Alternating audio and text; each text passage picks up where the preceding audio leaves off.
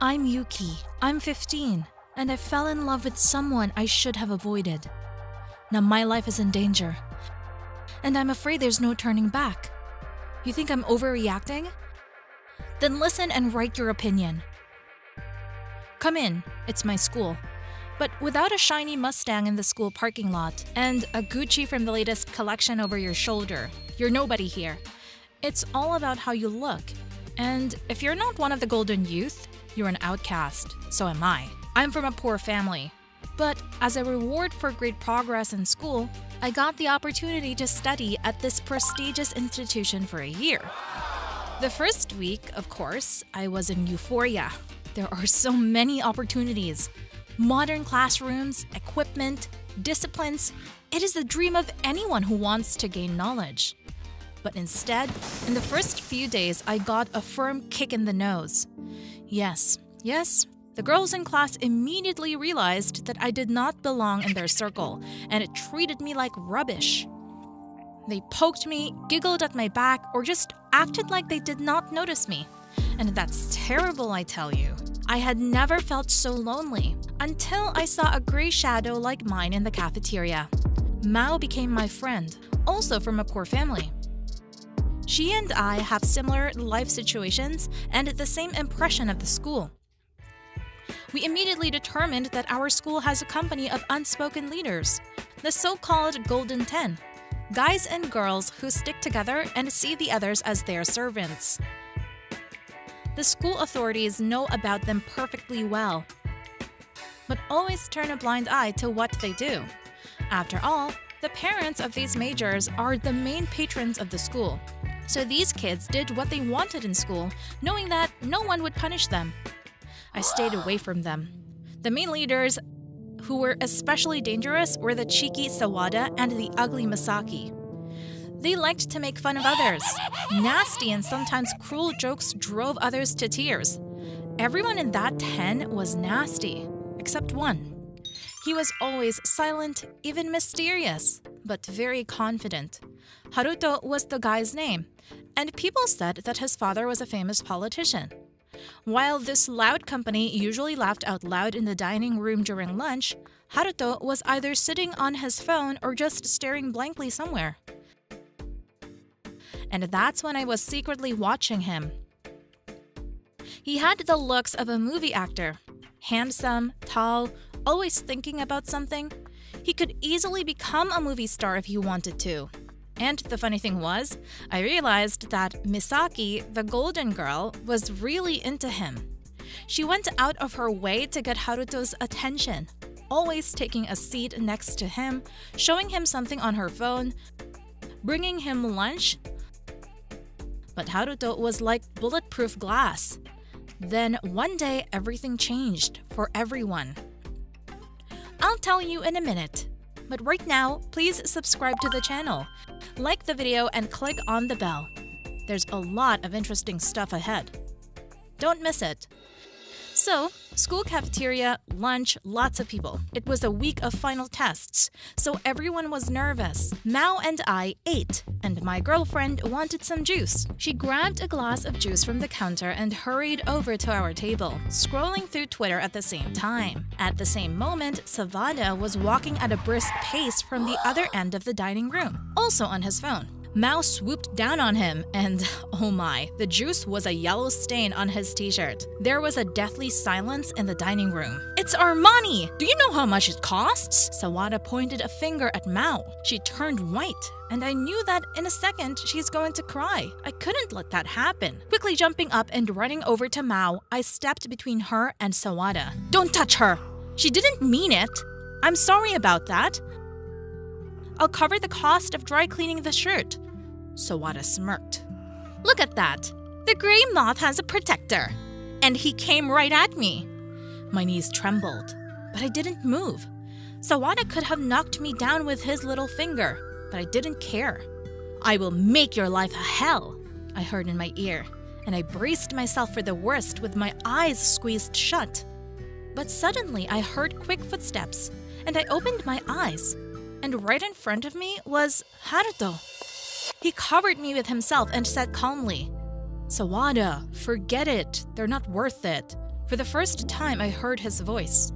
So soft, like velvet. And my chest fluttered. Sawada was seething with anger. But apparently, Haruto's word had a lot of weight. Because a second later, the offender turned around and left the canteen. Haruto turned to me and, smiling slightly, asked, "Are you okay?" That look, that smile, the voice, Haruto just charmed me. And I couldn't squeeze anything out of myself in response. Mao grabbed my hand and dragged me to the table. The last thing I noticed was the look in Misaki's eyes. She was ready to tear me apart on the spot. From that moment on, my life changed. Haruto became the center of my universe. He had attracted my attention before, but now he started nodding to greet me. Rarely, but smiling back. My classmates started treating me differently, respecting me.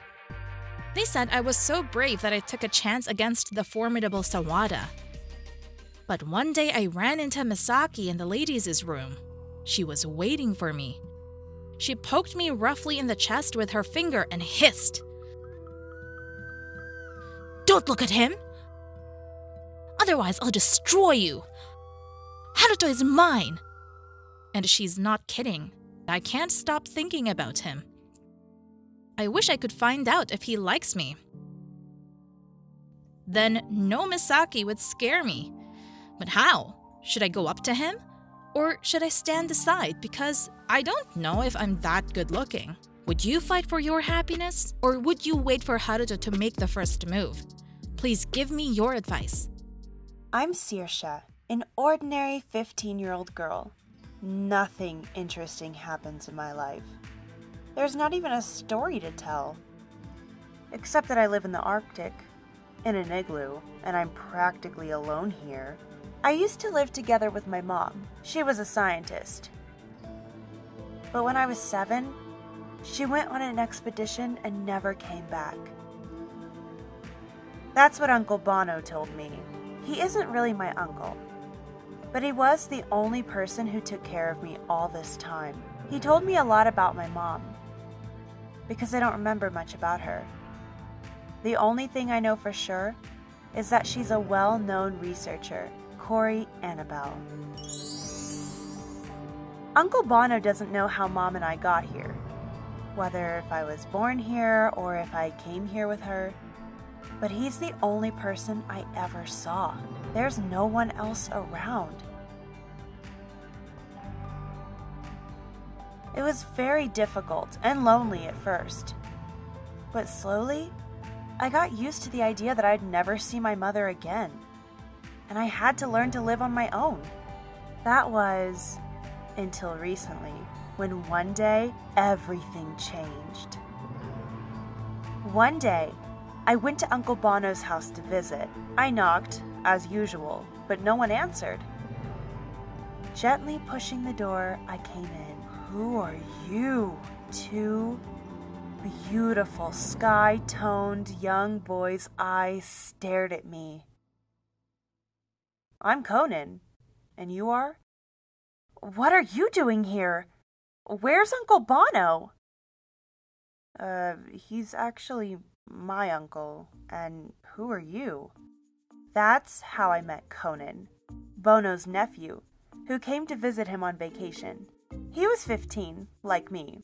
We were from different worlds. He lived in Canada, went to school there, and knew so much stuff. I could listen to him forever. Here, I only had books and nature. Conan talked about his school, soccer, parties. He was so smart and sweet. For the first time in years, I wasn't lonely. The 2 weeks, that's for how long Conan was staying with his uncle, flew by so quickly. On the last night, I told him about my mother, showed him her picture. He looked at it carefully, but said nothing. Before he left, he and I stood in silence for a long time, looking into each other's eyes. Suddenly, Conan hugged me and held me tightly to him. "I'm gonna miss you, Saoirse, and our conversations." I couldn't speak. My tears were choking me. So, I just nodded. Suddenly, Conan kissed me, right on the lips. It was so tender. His kiss took my breath away. What was that? I'll write to you, Saoirse. And Conan ran off to the ferry. He had a long journey home ahead of him, and a terrible sadness came over me. I was alone again. The days dragged on endlessly. Then one morning, Uncle Bono handed me a letter. Yes, it's Conan! He wrote to me! You may be surprised, but we didn't have internet here, so to send a message, you had to write a regular letter, which is then delivered by the ferry. When I opened the envelope, my hands were shaking. I was so happy. He hadn't forgotten me. Hello, Saoirse. I have news for you. You were telling me about your mom, Corey Annabelle. I thought that name sounded familiar, but I decided to check it out. Saoirse, you need to come see me. Your mother's not missing. She's alive, and she's in Canada. She's a famous scientist. Come here. The earth under my feet began to leave me. How? Mom's alive? Why didn't she come for me? What am I supposed to do? Go to Canada? Maybe she doesn't want to see me, but I'm her daughter. Then why? I'm so scared. I don't know how to talk to people. I'm so scared and I don't know what to do. Please write. What would you do in my situation? I'm looking forward to your advice.